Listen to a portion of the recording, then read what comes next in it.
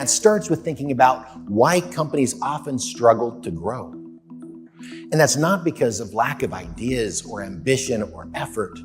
It's really due to one thing, and that is bottlenecks. When there's a bottleneck in an organization, that means that that organization slows down to whatever that smallest bottleneck is. And so no matter what you do to try and grow your company, you're unable to get beyond that. And so what you need to do is start figuring out how to overcome those.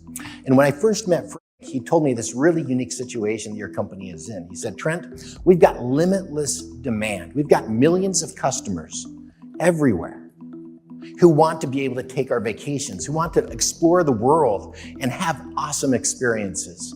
But on the other hand, we've got thousands and thousands of trains of this limitless supply throughout the world that we have to be able to match these people to. And this is a classic problem with a big bottleneck in the middle. How do you match all of these millions of people with those thousands of trains?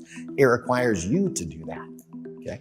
But that's a difficult job. There's a lot of things that you need to do to make that happen, right? You've got to go and work on creating awesome itineraries that people are going to want to book and work with that as the world changes and new products are developed and taken to the market.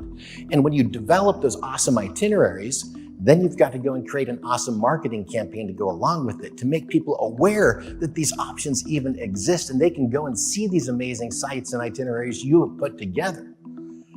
And then you've got to actually talk to them when they call, right? And put together this awesome itinerary for them that meets all of their needs, from dates, class of service, and whatever else there is.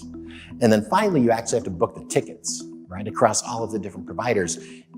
And everybody knows it doesn't stop there. You actually have to support them before the journey and then during the journey and deal with all of the things. And each one of those things is a lot of effort, especially when you've got 5,000 or 6,000, or maybe even, hopefully in the future, 10,000 more itineraries to support.